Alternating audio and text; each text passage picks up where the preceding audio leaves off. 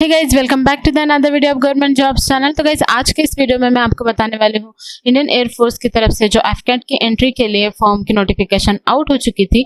तो अगर आप मतलब एलिजिबल है ये फॉर्म फिलअप करने के लिए तो जल्दी से फॉर्म फिलअप कर दीजिए, क्योंकि अभी जो लिंक है वो स्टार्ट हो चुके हैं 1 जून से, और लास्ट डेट जो होने वाला है सबमिशन करने का, जो भी आपके एप्लीकेशंस फॉर्म होंगे वो सबमिशन का जो लास्ट डेट होने वाला है वो 13 जून है। तो गाइज, ये जो आपके स्क्रीन के ऊपर दिख रहा है ये मेरी ऑफिशियल वेबसाइट है, जहां पर आप मतलब इसकी कंप्लीट नोटिफिकेशन के बारे में कंप्लीट जानकारी देख सकते हो। और उसी के साथ गाइज, अगर आप मतलब नीचे नीचे स्क्रॉल करते हुए आए तो आपको जो इंपॉर्टेंट लिंक्स होते हैं वो भी दिख जाएंगी, जिसके ऊपर मतलब नोटिफिकेशन की लिंक है, जहां पर आप डायरेक्टली जो ऑफिशियल नोटिफिकेशन है वो डाउनलोड कर सकते हैं। फॉर्म अप्लाई लिंक है, जहां पर क्लिक करके आप डायरेक्टली जो अप्लाई करने का जो मतलब ऑफिशियल वेबसाइट है वहां पर आप डायरेक्टली चले जाएंगे, जिसकी वजह से आप फॉर्म को फिलअप कर सकते हैं आसानी से। उसी के साथ गाइज ऑफिशियल वेबसाइट भी दे रखी है, जहां पर आप ऑफिशियल वेबसाइट भी चेकआउट कर सकते हैं इंडियन एयरफोर्स की। और डिटेल वीडियो जो होता है नोटिफिकेशन का वो भी मैंने अपने मतलब यूट्यूब चैनल पर डाला हुआ है, अगर आपने अभी तक नहीं देखा है, क्योंकि उसमें मैंने कंप्लीट जानकारी बताई हुई है कि एलिजिबिलिटी क्राइटेरिया क्या होता है एफकेट के फॉर्म को फिलअप करने के लिए। तो अगर आपने वो वीडियो अभी तक नहीं देखा है तो जल्दी से वो भी वीडियो आप देख सकते हो। तो गाइज चलिए, अभी मैं आपको दिखाने वाली हूँ कि फॉर्म मतलब जो भी कैंडिडेट अप्लाई करने के लिए एलिजिबल है तो वो कैसे अप्लाई कर सकते हैं। तो गाइज, अगर आपने मतलब डायरेक्ट फॉर्म अप्लाई के लिंक के ऊपर क्लिक किया तो आपके स्क्रीन के ऊपर एक इस तरीके से इंटरफेस ओपन हो जाएगा। अगर पहले आपने इंडियन एयरफोर्स का कभी फॉर्म फिलअप किया है या फिर एग्जाम दी हुई है तो आप सभी को पता होगा कि आपको सिर्फ ईमेल आईडी डालना पड़ेगा, और पासवर्ड डालने के बाद कैप्चा एंटर करने के बाद आप डायरेक्टली फॉर्म को फिलअप करने के लिए आगे बढ़ सकते हो, क्योंकि आपका रजिस्ट्रेशन जो होता है वो कंप्लीट हो चुका होता है। लेकिन अगर आप पहली बार ही फॉर्म फिलअप कर रहे हो, पहली बार ही एग्जाम दे रहे हो, तो आपको यहाँ पर रजिस्टर्ड हियर का जो मतलब ऑप्शन होता है वहां पर क्लिक करना पड़ता है। रजिस्टर हियर करने के बाद आपके स्क्रीन के ऊपर डायरेक्टली एक टैब होता है वो ओपन हो जाएगा, और वो टैब ओपन हो जाने के बाद आपको जो रजिस्ट्रेशन प्रोसेस होता है वो कंप्लीट करना पड़ता है। तो यहाँ पर आप आपका फुल नेम डालोगे, उसके बाद आपका फादर्स नेम, मदर्स नेम, और ईमेल डालने के बाद मतलब जो नेशनलिटी होती है वो पहले से ही इंडियन की हुई है, आपको आपका नंबर एंटर करना पड़ता है। और नंबर एंटर करने के बाद जो सिलेक्ट योर सीक्रेट क्वेश्चन, यानी कि अगर आपका मतलब जो आप आंसर यहाँ पर पासवर्ड लिखने वाले हो तो उसके लिए आपको एक कोई भी यहाँ पर जितने क्वेश्चंस दिए हुए हैं सिक्योरिटी के लिए होते हैं ये, तो कोई भी एक सिलेक्ट करके आप यहाँ पर आपका आंसर डाल सकते हो। इसके बाद गाइज आपको जो नीचे कैप्चा दिया हुआ होता है वो एंटर करना पड़ता है और साइन अप के टैब के ऊपर क्लिक करना होता है। तो गाइज, जब भी आप आपका मतलब जो पासवर्ड होता है ईमेल आईडी पर आया हुआ वो डालकर स्क्रीन को मतलब लॉगिन कर देंगे तो आपके सामने ये मतलब इंटरफेस ओपन हो जाएगा, जहां पर आपको न्यू पासवर्ड बनाना पड़ता है, यानी कि रीसेट करना पड़ता है आपका पासवर्ड। तो आप यहाँ पर न्यू पासवर्ड आपका डाल सकते हो, और उसी के साथ जो कंफर्म पासवर्ड है वो सेम न्यू पासवर्ड जो है वही आपको कंफर्म पासवर्ड करना पड़ता है। और पासवर्ड डालने के बाद आपको कैप्चा एंटर करने के बाद सबमिट करना होता है, जिसकी वजह से नेक्स्ट आप मतलब फॉर्म फिलअप करने की जो प्रक्रिया होती है उसमें आप नेक्स्ट लेवल पर चले जाओगे, यानी कि नेक्स्ट स्टेप पर चले जाओगे। तो गाइज, आपने जब भी सबमिट पर क्लिक कर दिया मतलब आपका न्यू पासवर्ड डालने के बाद, तो साइन इन का जो ये इंटरफेस होता है ये ओपन हो जाता है, यानी कि आपका जो रजिस्ट्रेशन का प्रोसेस होता है वो कंप्लीट हो चुका है। यानी कि अभी आपका ईमेल आईडी भी रेडी है और पासवर्ड भी आपने मतलब कंप्लीटली रजिस्टर्ड कर दिया है। तो यहाँ पर आपको ईमेल आईडी आपका डाल, जो आपने अभी अभी पासवर्ड क्रिएट किया है वो पासवर्ड यहाँ पर डालते हुए ये कैप्चा जो होता है ये एंटर करना होता है, और डायरेक्ट लॉगिन के मतलब टैब के ऊपर आप क्लिक कर सकते हो। तो गाइस, ईमेल आईडी और पासवर्ड डालने के बाद आपके स्क्रीन के ऊपर एक इस तरीके से इंटरफेस ओपन हो जाएगा, जहां पर आपको कंप्लीट स्टेप्स में बताया हुआ है कि एफकेट का फॉर्म फिलअप करने के लिए आपको इंस्ट्रक्शन पढ़नी होगी, उसके बाद फिल एप्लीकेशन फॉर्म करना होगा, आपके डॉक्यूमेंट जो होता है वो पीडीएफ के रूप में डाउनलोड कर सकते हैं। तो गाइज, एनसीसी फ्लाइंग ब्रांच के लिए अगर आप फॉर्म फिलअप कर रहे हैं तो यहाँ पर दिए हुए हैं स्टेप्स, तो आप इन्हें फॉलो करते हुए आगे बढ़ सकते हैं, और इसमें पेमेंट नहीं करनी पड़ती। उसी के साथ जो मेट्रोलॉजिकल ब्रांच होता है इसकी भी स्टेप्स यहाँ पर दी हुई है, और यहाँ पर भी आपको कोई भी पेमेंट नहीं करनी पड़ती है, सिर्फ और सिर्फ एफकेट में ही आपको पेमेंट करनी होती है।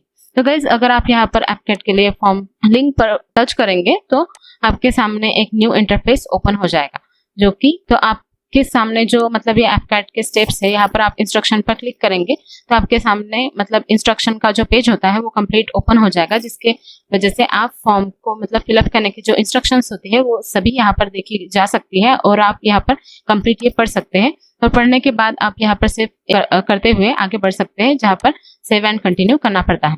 सेव एंड कंटिन्यू के लिंक पर क्लिक किया आपने तो डायरेक्टली आपके सामने पूरा का पूरा फॉर्म जो होता है वो ओपन हो जाएगा। फॉर्म ओपन होने के बाद गाइज ये जो होता है पर्सनल इंफॉर्मेशन यहाँ पर देखा जा सकता है, जो कि आपको कंप्लीट फिलअप करना होता है।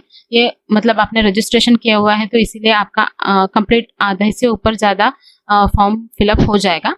और फॉर्म फिलअप होने के बाद जो आपको मतलब फिलअप करना रह गया था वो आप यहाँ पर फिलअप कर सकते हैं। यानी कि अगर आपका कोई आइडेंटिफिकेशन मार्क होता है यानी कि मोल या फिर कोई भी तिल होता है आपके स्किन के ऊपर तो वो आप डाल सकते हैं, और अगर नहीं है तो आप डायरेक्टली लिख सकते हो नो मार्क। तो नो मार्क लिखने के बाद गाइस आपको डायरेक्टली आगे बढ़ना है।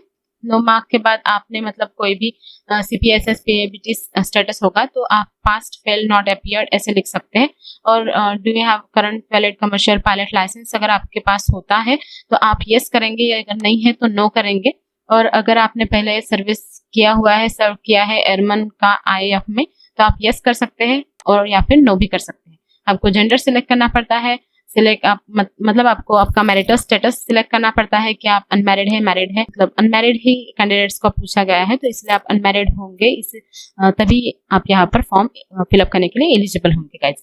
यहाँ पर आपको आपकी डेट ऑफ बर्थ डालनी पड़ती है। डेट ऑफ बर्थ डालने के बाद यहाँ पर आपको कंफर्म करना पड़ता है कि आपकी डेट ऑफ बर्थ क्या है।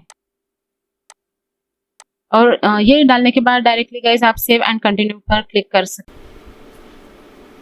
तो गाइज अभी जो नेक्स्ट विंडो आपके स्क्रीन के ऊपर ओपन हुआ है, इसमें आपको क्वालिफिकेशन डिटेल्स डालने पड़ेंगे। यानी कि अगर आपने ग्रेजुएशन कंप्लीट किया है तो ग्रेजुएशन के साथ पोस्ट ग्रेजुएशन किया है तो वो, और अगर आपने इंटीग्रेटेड ग्रेजुएशन किया है तो वो भी आप डाल सकते हैं। उसी के साथ आपके ग्रेजुएशन की जो डिटेल्स होती है उसे आपको डालना होता है। और अगर आपका मतलब कभी बैकलॉग हुआ है तो आप नॉट एलिजिबल होंगे। आपको मतलब सभी सेमेस्टर क्लियर होने चाहिए तभी आप फॉर्म फिलअप कर सकते हैं। उसी के साथ आपको 12th की जो हायर सेकेंडरी स्कूल का जो डिटेल्स होता है वो भी डालना होता है। फिजिक्स का जो मार्क्स होते हैं आपके परसेंटेज वाइज वो डालने होते हैं, और मैथमेटिक्स के मार्क्स जो है वो भी आपको डालने होते हैं एग्रीगेट। तो इसी के हिसाब से आप अगर सेव एंड नेक्स्ट पर क्लिक करेंगे तो आपके स्क्रीन के ऊपर एक न्यू टैब ओपन होगा। तो गाइस सेव एंड कंटिन्यू करने के बाद आपके स्क्रीन के ऊपर एक न्यू इंटरफेस ओपन हो जाएगा, जिसका मतलब सिलेक्ट करना होता है आपको प्रेफरेंस के अनुसार कि आप मतलब कौन से पोस्ट के लिए वर्क करना चाहते हैं।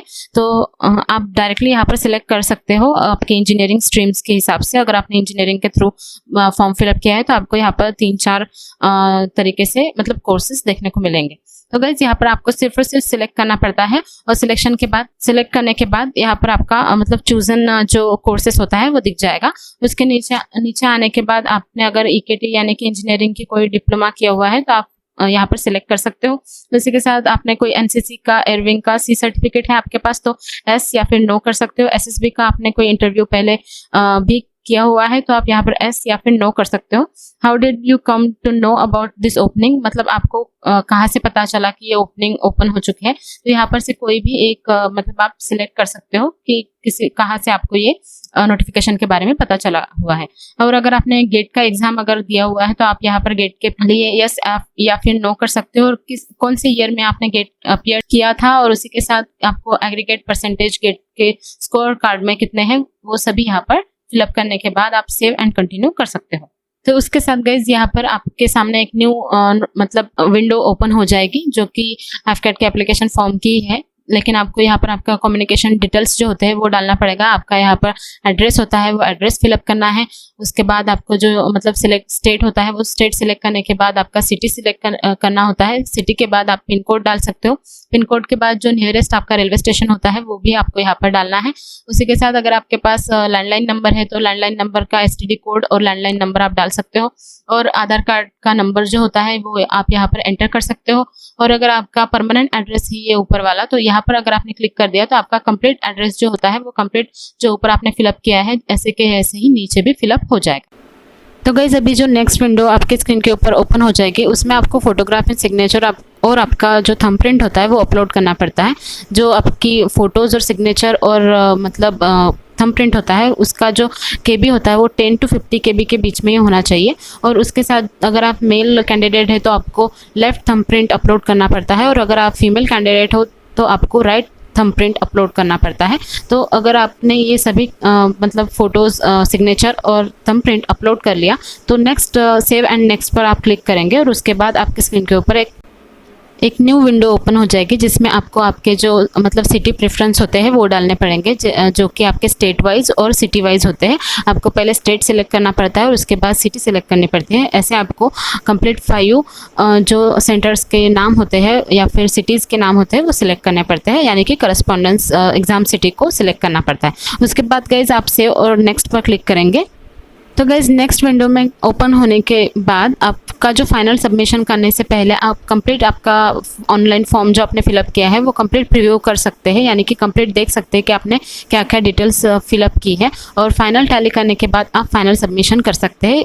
तो नेक्स्ट आपको सेव और कंटिन्यू पर क्लिक करना है। तो गाइज नेक्स्ट अभी आपको आपका पेमेंट कंप्लीट करना पड़ता है। पेमेंट करने की जो प्रोसीजर होती है वो कंप्लीट ऑनलाइन तरीके से करनी पड़ती है, और आप यूपीआई या फिर नेट बैंकिंग के थ्रू आपके पेमेंट जो होता है 250 रुपीज़ वो कंप्लीट मतलब पे कर सकते हैं। और पे करने के बाद गाइज आपको एक मैसेज आएगा कि आपका पेमेंट सक्सेसफुली हो चुका है, और उसके बाद आप का जो फॉर्म होता है एप्लीकेशन करने का एफकेट की एंट्री के लिए वो कंप्लीट हो जाएगा, और आपका जो एप्लीकेशन फॉर्म होता है वो कंप्लीट सबमिट हो जाएगा। और आप इसके बाद आपका जो फॉर्म है वो मतलब प्रीव्यू कर सकते हैं, और पीडीएफ के थ्रू भी मतलब प्रिंट भी कर सकते हैं या फिर सेव भी कर सकते हैं। तो ये कंप्लीट प्रोसीजर था गाइज एक फॉर्म को फिलअप करने का एफकेट की एंट्री के लिए। तो अगर आपको ये वीडियो पसंद आया हो तो प्लीज़ लाइक कीजिए, शेयर कीजिए और हमारे चैनल को सब्सक्राइब कीजिए। Thank you.